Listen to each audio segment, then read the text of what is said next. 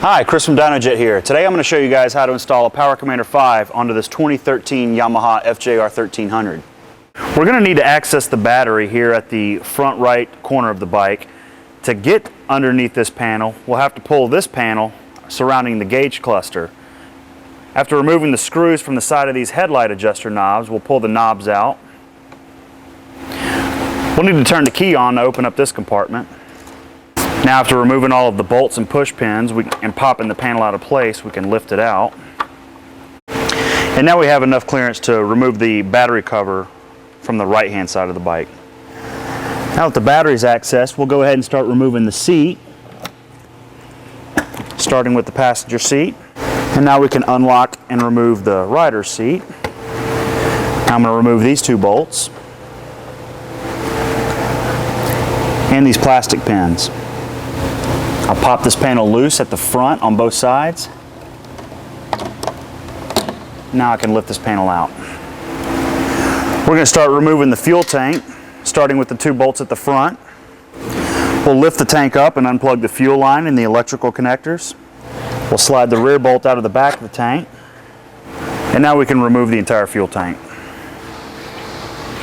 This cross member bracket will need to be removed. And we'll want to remove this heat shield from the top of the engine. So I'm going to store the Power Commander module under the seat here in this storage area. I'm going to go under this bracket and this bracket, the fuel tank bracket, following along the left-hand side of the airbox and then up to where the fuel injectors are. The first fuel injector I come to is my number 1 injector on the left, on top of the leftmost throttle body. I'm going to unplug that injector and I'm going to plug the pair of male and female injector leads on the Power Commander harness with the orange colored wires in line with that number 1 fuel injector. I'm going to do the same for the number 2 fuel injector using the injector leads from the Power Commander harness with the yellow colored wires. I'll repeat for injector number 3 using the Power Commander leads with the green colored wires, and the last set of leads with the blue colored wires will go in line with injector number 4. Here on the left-hand side of the throttle body, I'll come to my throttle position sensor. I'm going to go ahead and unplug that.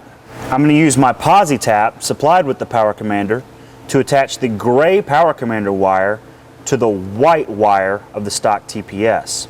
I'll need to remove the gray nut from the posi tap and insert the white wire into the slot on that gray nut.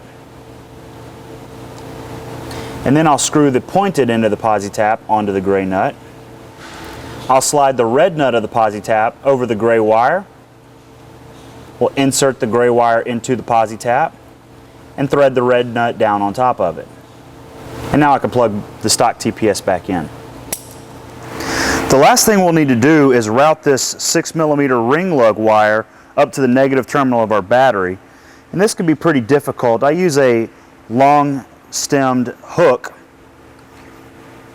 Following the stock wiring, I'll slide the ring lug underneath the frame and then I'll reach it down there and catch it with my hooked scribe and lift it back all the way up.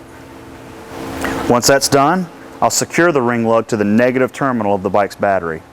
All we have left to do is to secure the module underneath the seat with the Velcro and reassemble the bike.